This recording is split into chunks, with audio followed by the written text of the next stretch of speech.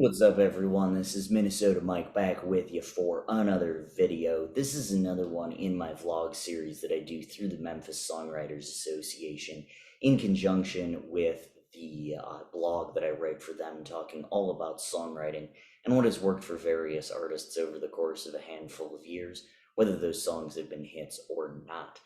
So this latest kick that I'm on is talking about using colors in songs. I call it Color Me Impressed. Thus far, we have looked at Blue Ain't Your Color by Keith Urban, La Camisa Negra by Juanes, and Green by Andrew Cabigo.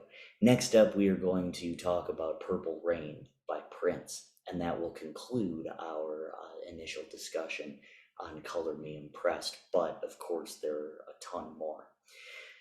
So honestly, if you thought that you were getting out of a blog about color songs without reading my analysis of Purple Rain, you're seriously out of your mind. In preparing this blog, two Prince songs popped into my head, Little Red Corvette and Purple Rain. The former song is fabulous for 1,000 different reasons, so we will almost certainly revisit it in another blog. In fact, I know that we will in another blog and vlog. But for now, let's chat about the title track to Prince's 1984 film. Lyrically, Purple Rain is an apology song lamenting the fact that the narrator let his lover slip away. The first verse talks about the pain and sorrow he caused her. The second verse talks about wanting something everlasting rather than wanting to be her weekend lover, while the last verse deals with going back to that person when the rest of the world is in shambles. Prince said in an interview that the concept of Purple Rain is a visual for the end of the world, with the blood red sky mixed with its original blue color that will get you purple. Interestingly, this concept was briefly mentioned in the title track to his previous album, 1999. The sky was all purple, there were people running everywhere. So don't listen to his sister, who once said Prince's favorite color was actually orange. He definitely had a thing for the color purple. Melodically, this particular song is written in the key of B flat, with the capo on the 3rd fret. The intro uses B flat, G7, F, and E flat, followed by 1 add 9, which is the 1 add 9, 6, 7, sus 4, 5, 4, add 9 pattern. And that repeats twice with the verses following the same pattern, save for the last chord, which is a G7. The chorus uses B flat, F, G minor, and E flat, which is a 1 add 9, 4, 6, sus 4, 4 add 9 progression. And the solo and outro is played over that same progression. Just a quick note, those chord extensions are very, very important in this song. Even though there are only a handful of chords, the extensions are what makes it as dynamic as it is. In addition to the guitar, Purple Rain contains a piano and strings, including a violin, viola, and cello, synthesizers, drums, and bass. In a previous blog and vlog, we talked about writing on assignment and how that can sometimes take the form of writing for a movie. In this case, the title track existed before the movie did.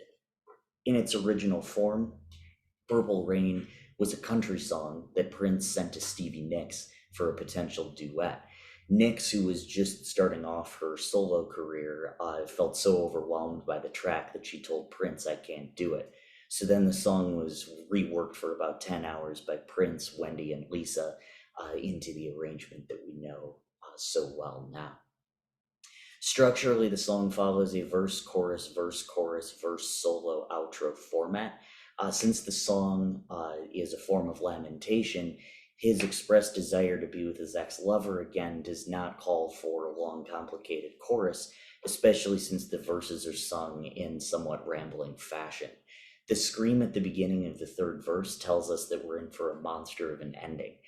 And the solo, one of my 2 favorite Prince solos, the other being his live version of While My Guitar Gently Weeps, fits so perfectly with the calmness of the rest of the song, as does the ringing out of the other instruments after the solo finishes.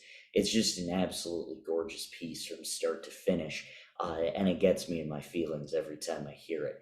I'm a huge Seinfeld fan, and there's the episode where Elaine's boyfriend gets in a trance every time he hears Desperado come on the radio, and that's how I am with Purple Rain. I do want to point out that since Prince's death, part of the reason why it always puts me in a trance is because of that. It just makes me all kinds of sad to remember that he's gone.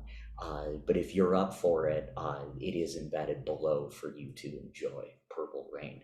I'm Minnesota Mike, and being Minnesota Mike would not be possible without Prince. It took me a while to include him in a blog, but that doesn't mean that I don't love him to death.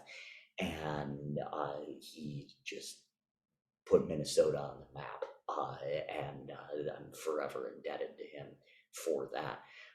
So thank you, Prince, wherever you are. I appreciate you so much for all you did, and I appreciate all of you guys for tuning in, and I hope you get something out of this particular vlog.